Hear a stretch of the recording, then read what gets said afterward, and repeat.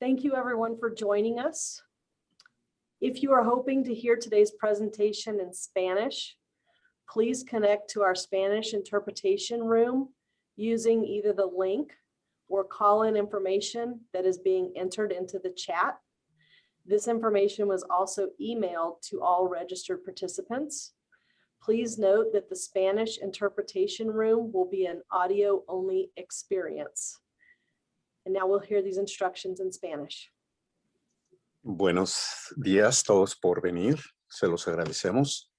Si quieren escuchar esta presentación en español, hay un enlace que pueden ver aquí en el chat y también se envió por correo electrónico a los que se registraron. Hay un enlace para entrar a la presentación por Zoom o un número telefónico al que también pueden llamar. Tengan en cuenta que la presentación en español será solamente audio. Gracias.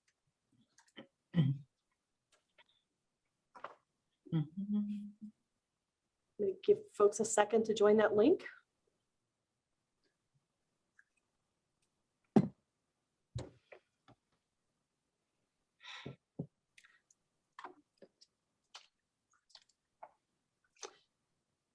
Hello, and thank you for joining us today. We appreciate you taking the time to be here and taking the time to connect with others in our community and with us. My name is Dixie Casford. I am the co-CEO at Mental Health Partners. First and foremost, our hearts go out to the families, friends, and those connected to the 10 individuals we lost in our community on Monday. This is going to be a very difficult journey. It is one that impacts each of us in one way or another, some closely, some peripherally, but it is an impact, and we recognize that, and it's important that we all know that we are touched by this in some way. We are very fortunate to have Dr. Janine D'Anibal leading this discussion with us today. She's a licensed clinical psychologist. She's a nationally recognized expert in traumatic stress, and she is the director of trauma services at Mental Health Partners. Janine, thank you so much for leading us through this important work today. Thank you, Dixie. Good afternoon, everyone, and welcome. So glad you're here. And I just want to begin echoing Dixie's words of this is such a tender time for our community and presumably for all of us. I have been a member of the Boulder County community for 25 years. And so I stand with you in terms of feeling affected and impacted, and just want to offer that we will work through this together, right, in whatever space we're in. And I want to just say explicitly that all feelings are welcome here. We do not have to be okay as we move through this time. So whether you're bringing sadness or anger or worry or just overwhelm, I will set the intention to hold space for all of it and provide some type of framework for us to understand what our reactions might be at this time, why they might be occurring, and offer perhaps some tips and tools for us to use to try to cope with these overwhelming feelings and thoughts and just the overwhelming event that we experienced on Monday. And I will just say too, there is no quick fix for this. There are no magic words. There's no magic things that any of us can do to move through it. It's only one step, one moment, and one breath at a time that we try to process what happened and do our best to cope. So with that, what we are experiencing is known as acute stress, right? We all experience something called a shock trauma on Monday, which is when an event is so horrible and touches so close to home that it can overwhelm our ability to cope, right? It's something bigger than just normal stress. I think we all have experienced normal stress and we know what that is. And this is something that literally can overwhelm the nervous system. And therefore, it might be more challenging for us to be able to bring our minds and our bodies back into balance after something like that. So we have these different ways of being impacted by the event. And I'll talk about that in a minute. These mass shootings are uniquely disturbing. They happen without warning, and they happen in the most routine and mundane of places. Schools, movie theaters, concert venues, and now, for us, our grocery stores. And these are all places where we should feel safe. We should go to without a thought, right? And instead now, because of this uniquely disturbing event, just going to these places now have a whole different meaning and cause us to question and worry for our own safety and the safety of people we care about. So in this acute phase of stress, right, there's a couple very common and normal responses. I mean, one is simply denial, right? I mean, maybe that's starting to shake loose a bit now that we're a few days out from the incident, but it can still be present to some degree of just wondering, did this even happen? What happened? Can't get my head around it, right? That's very normal. Another piece, in addition to denial, is just that shock, not knowing how to feel, what to feel, or how exactly to process it, right? And then there's other phases of a trauma response, kind of a more intermediate phase and a long-term phase, but we're not there yet as a community. We are still very much in this acute phase. So if you're not sure what you feel, or if your feelings are all over the map on any particular moment, that is normal. That is par for this course of this acute phase. So this might impact all of us in different ways, right? The responses are as unique as we are unique individuals. So some of us could be feeling anxious, just more on edge than usual, maybe irritable or worrying more. Some of us might be more numb and even feeling a little out of our bodies, right? In the lecture that I gave last night, there was an excellent question from a participant who said, I almost feel like I'm spinning, like I'm not grounded in my body. And that is a very common response too. When the stress gets too much, we can literally feel like we're having an out-of-body experience. That is normal. We might be thinking about avoiding certain things or certain places, right? If any of you have had to think about going to the grocery store or any other public place, that we might be feeling more anxious and worried about those activities more than we ever have been. And we can find that we have something called intrusive thoughts about the event. So in other words, maybe an image or a sound that we can't get out of our heads. And we play that over and over. Again, quite unpleasant and normal. So other areas of impact. I know for me, my sleep has been quite disrupted.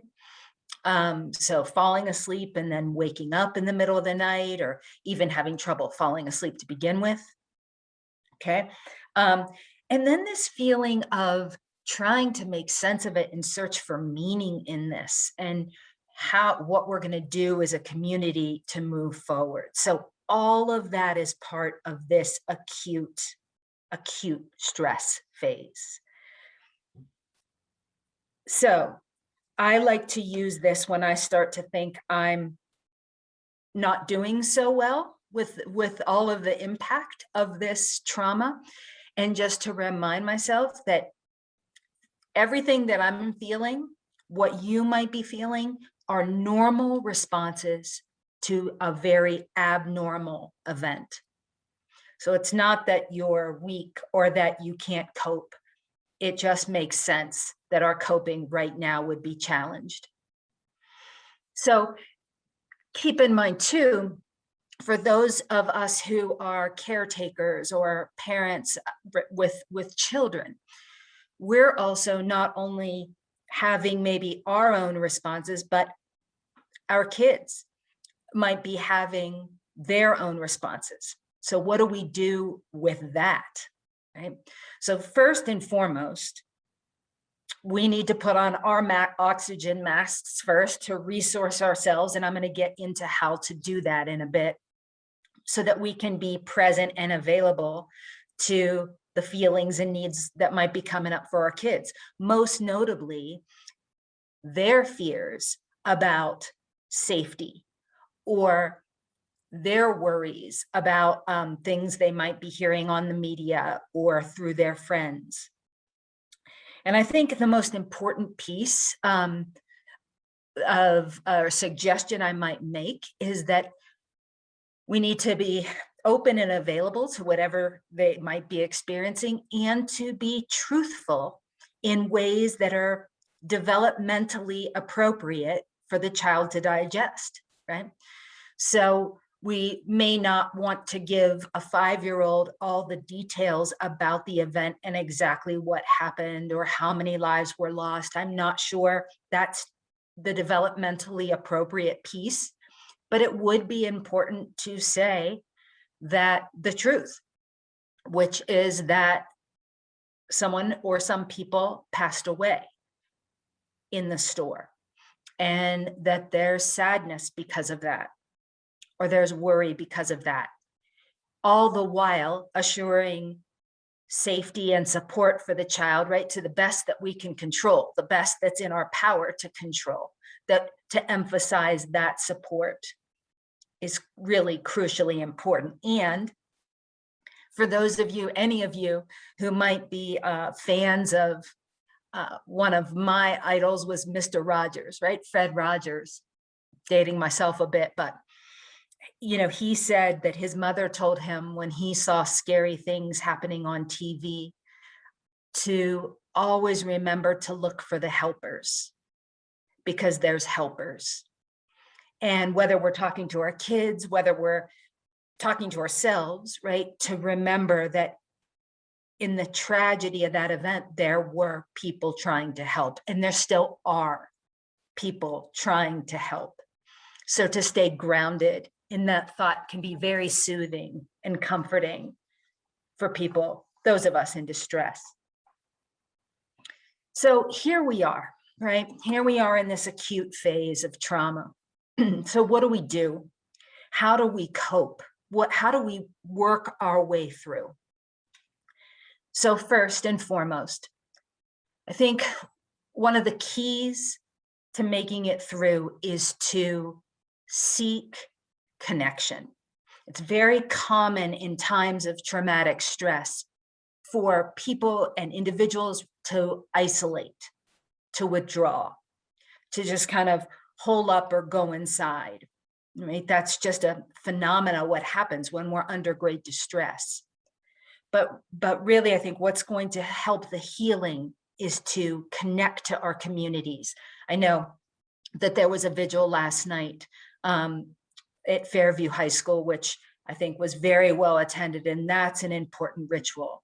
Or the different memorial events, to participate in those to our level of comfort or ability, that can be helpful.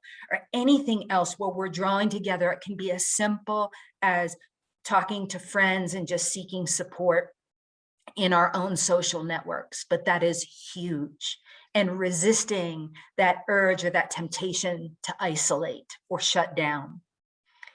And just know that we are so fortunate to live in a community with so many resources that are being offered, right, to all those impacted by the trauma. And we'll talk about those as we move on. Mental Health Partners is your partner in this healing journey.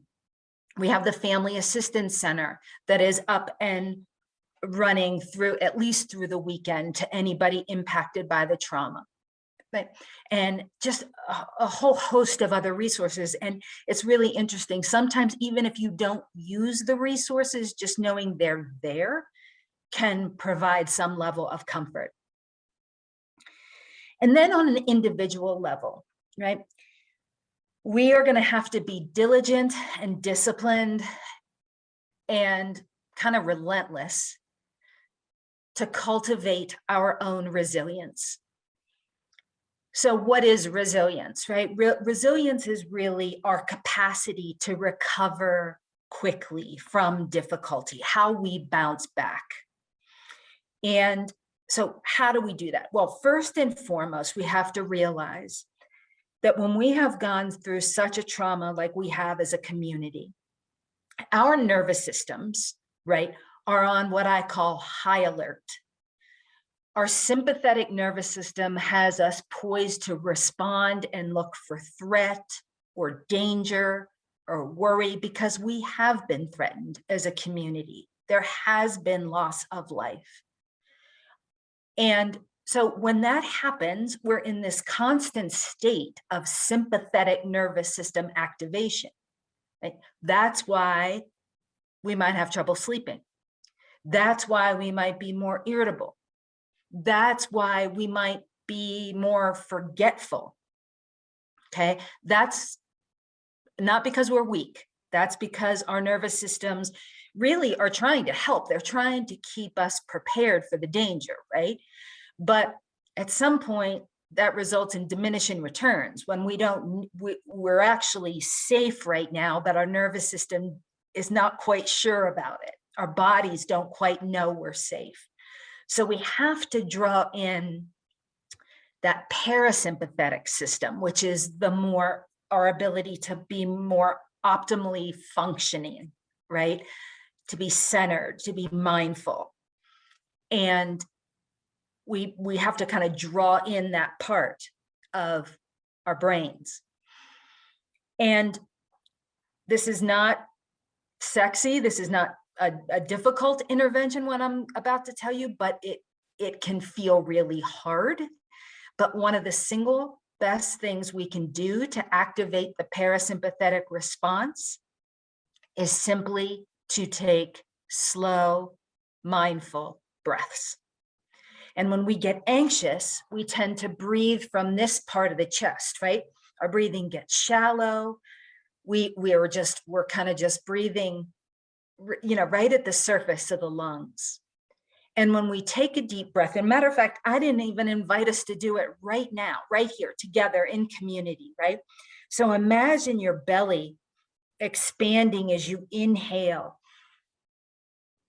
And then exhale just slowly through your nose, right? That's it. That is the single best way. If you just did that with me, you activated your parasympathetic nervous system. We do that a few times, and throughout the day, we can start to reset our brains. We can start to kind of regroup neurobiologically.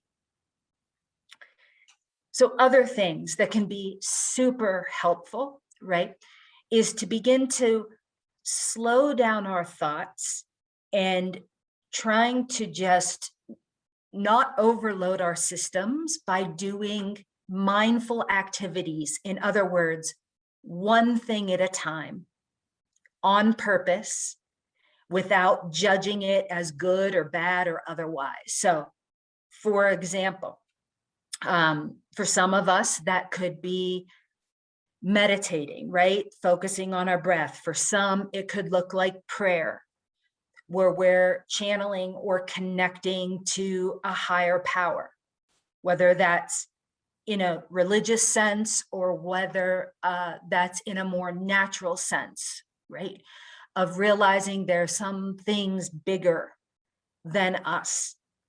So whether, whatever that is for you, but connecting into those things mindfully and being present, right, with whatever that is.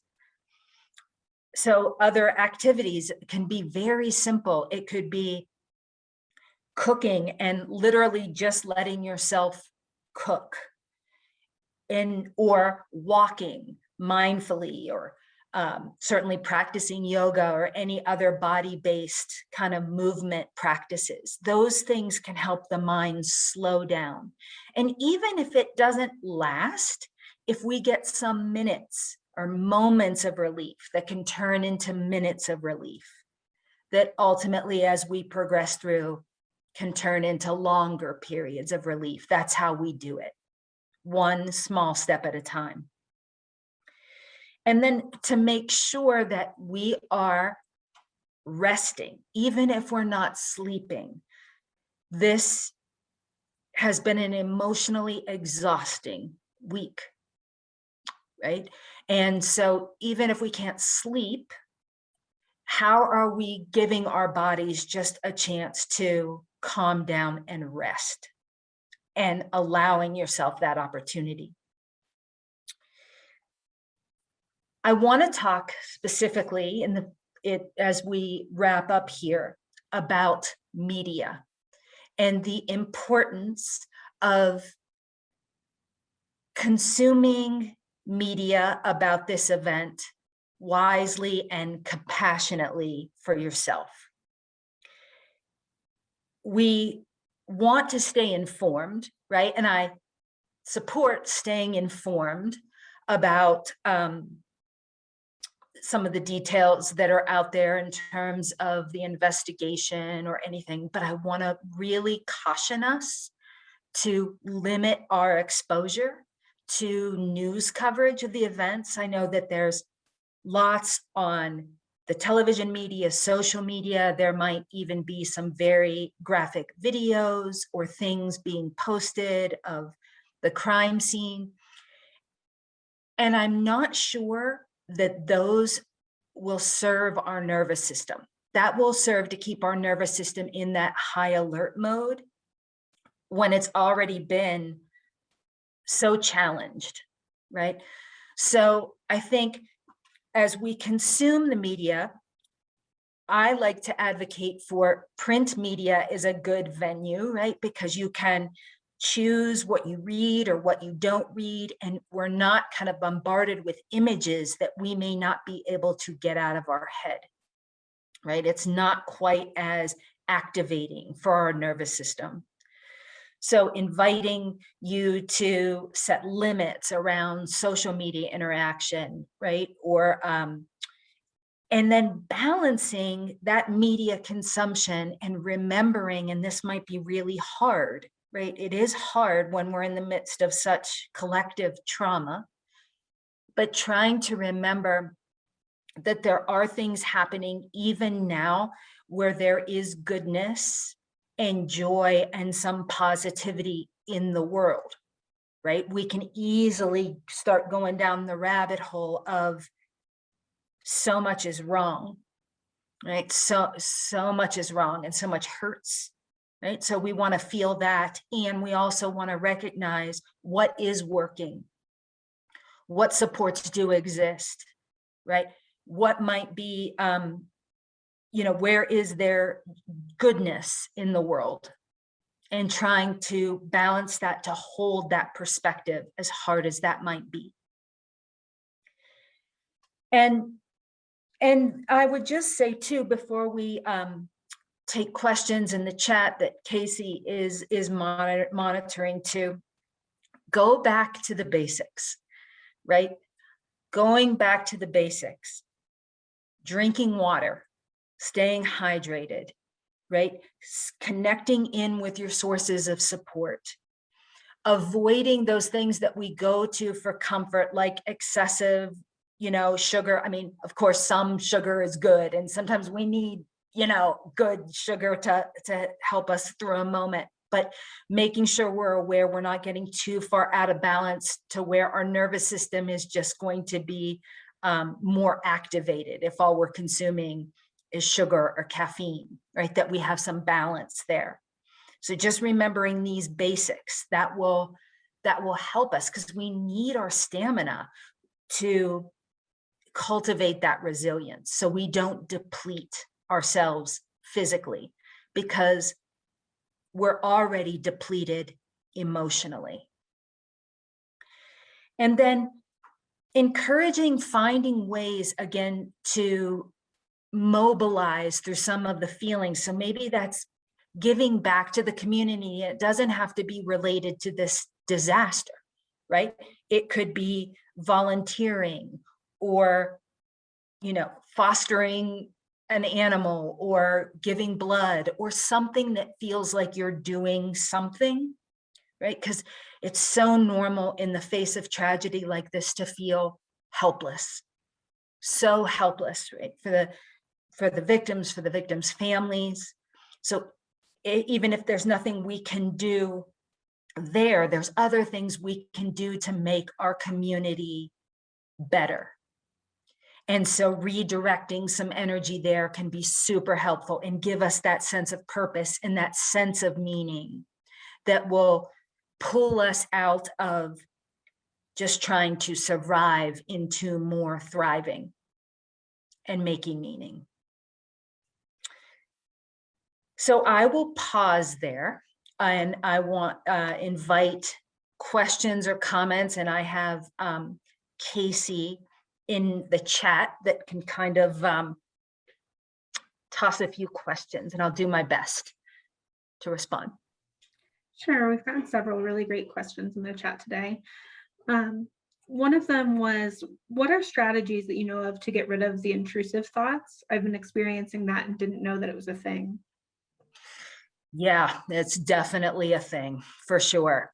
Okay, so I'm gonna answer this in two parts. So this week, the intrusive thoughts, again, I said were normal, right? They're a part of the acute stress response. If they continue, and I want to say, if you feel like they're still there next week, right? And there's just an image or something that pops in that you can't control it, it's still there. That is probably a good sign that more professional help can be helpful. There are some treatment modalities, and you might have heard of some of these. One of them is called EMDR, right? It's called eye movement desensitization and reprocessing. It's a mouthful. But that technique can be super helpful with working with some of that intrusive thought, right? Because really it's the brain just replaying. So, but in the meantime, right, just like right now, you're like, okay, well, what can I do right now? Intrusive thoughts are driven by anxiety. So the more things we can do to simply calm that nervous system, like I was talking about, deep breaths, healthy, nutritious meals that are going to ground our bodies, some good exercise. And when I mean exercise, if you're a gym person, that's great, because that will help as you get the heart rate up and kind of work some of that adrenaline through the body. But even something as simple as just a slow, mindful walk can help the body re-regulate. And you're almost like you're doing some of that EMDR on yourself, because you're walking left, right, right? And what that is bilateral stimulation of the brain. Okay, this is the fancy science here. You don't have to worry about exactly how it works, but just know that it works. So simply walking is a great way to deal with those intrusive thoughts. If there's any mobility issues, or there's any, challenges with actually walking or moving, sometimes just tapping or drumming, right, can be super helpful because again, it's activating the left and right side of the body. So hopefully that was helpful answer on the intrusive thoughts. And again, I cannot stress enough, those are normal, but we don't want them to last, right? So if they keep on, mental health partners can be an excellent resources for some EMDR treatment. Okay, so reach out for that. Thanks, Jane. Casey? We had Yeah. another couple questions. We had another couple questions. Sorry, Casey, I just saw somebody said a beautiful thing in the chat. You know, and again, there's music where you can play bilateral music, right? If you put headphones in, that the music activates different parts of the brain that can help that calming too. So just to summarize, because those intrusive thoughts are nasty. So I think it's an excellent question. Walking, bilateral music, Google it. You could find it free. Or some kind of tapping or rhythmic behavior. Okay, so that's it, Casey. Thank you. No worries. Sorry if I cut you off there. We had a couple of questions in the chat that I'm going to lump together. One was from a King Soopers employee, and one was from someone who was describing their experience going into grocery stores after this event.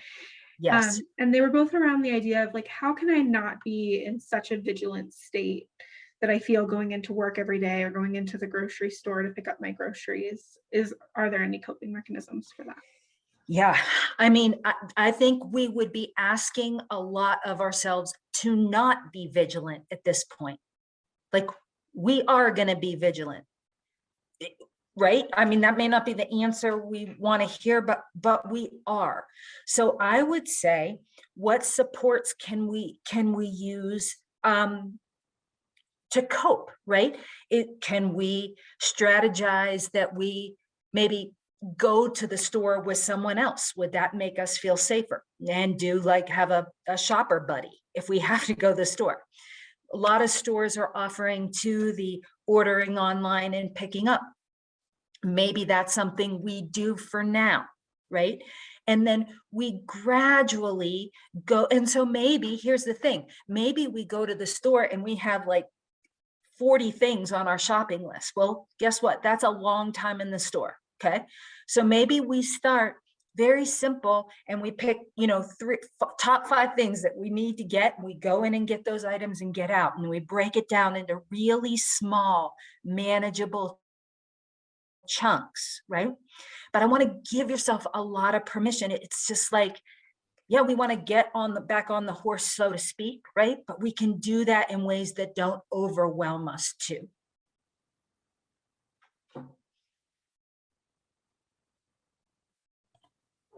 Thanks, Janine.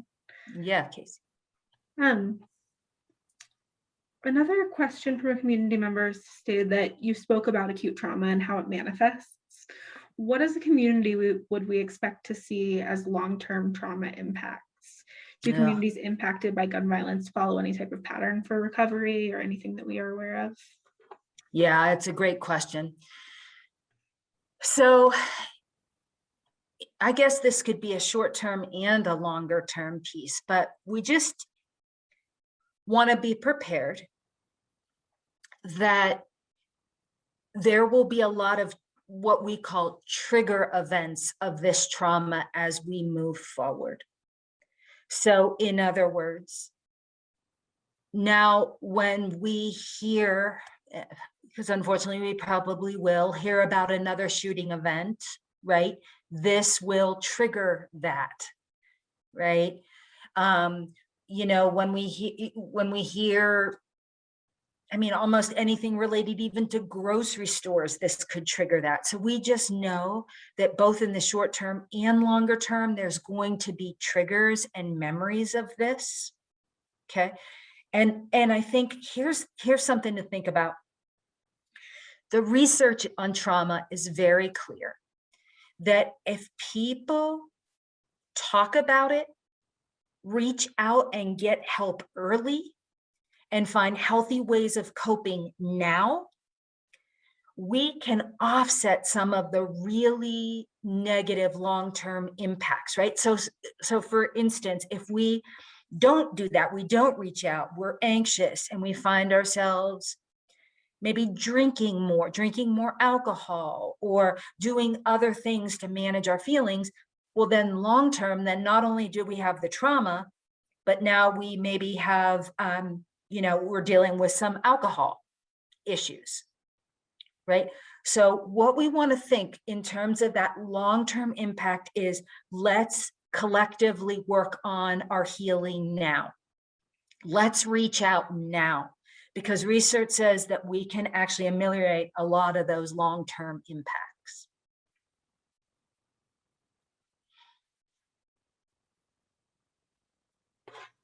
That's super helpful. Thanks, Janine. Mm-hmm. I was wondering, as we're getting close to the end of time, if you wanted to maybe talk about some resources, like I know we have some yoga coming up for the community.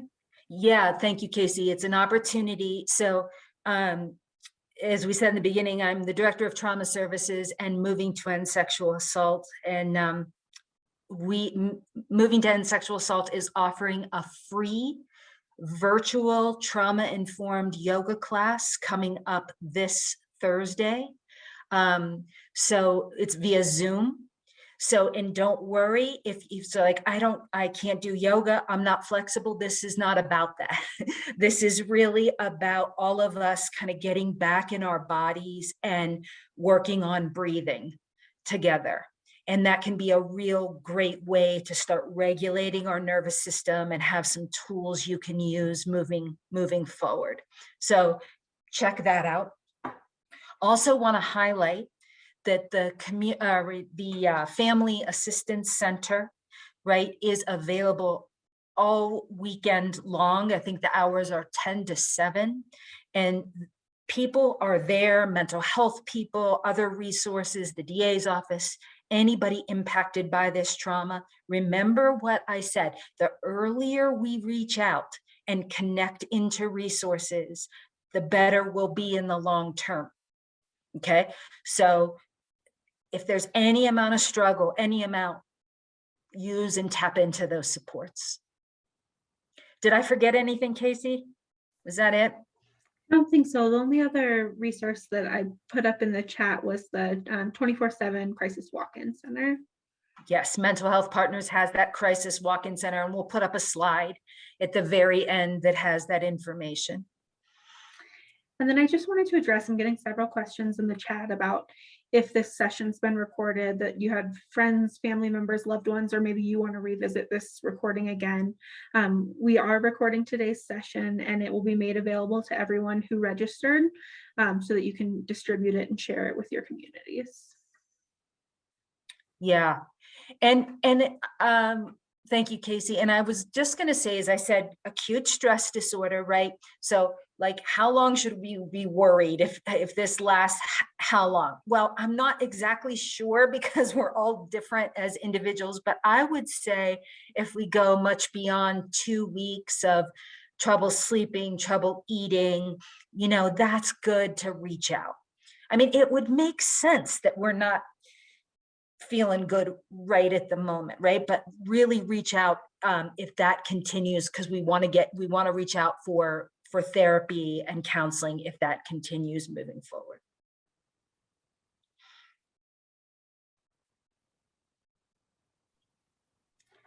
Another question that's coming up in the chat from several people is if we'll send out the resources that we're making available.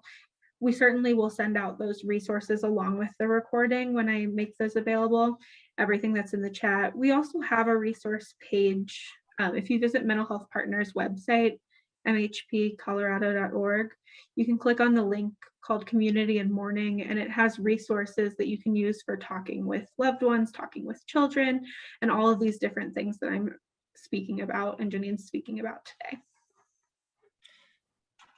And I guess I will just close with a couple thoughts, at least one big one. You are not alone. Okay, this has been, I just want to say that, this event that happened on Monday was layered on top of the last year of the collective trauma of COVID, right? Then we also layer on, we've had trauma related to social justice issues and racial inequities. We've had, violent insurrection at our state capitol. There's just been, or at our national capital. There's just been trauma on top of trauma on top of trauma, and that's not even accounting for any other personal trauma that may be going on for each of us, right? So that's when I started and I said, this is so tender, right? This is a tender time. And all we can do is take it one moment at a time, doing our best, giving ourselves some slack, right? That we may not hold it together all the time. We may not be at our best all the time, okay? But just know that you're not alone. You are not alone. Mental Health Partners is there for you. We have a community of resources, right, that can hold us during this time. So I can't thank you enough for spending your lunchtime with me. And Casey, to end, we'll put up the resource, our last resource slide for Mental Health Partners. And thank you so much, everyone. And remember, slow, mindful belly breaths. One moment, one breath, one step at a time. Thank you all. Thank you so much, Jadine.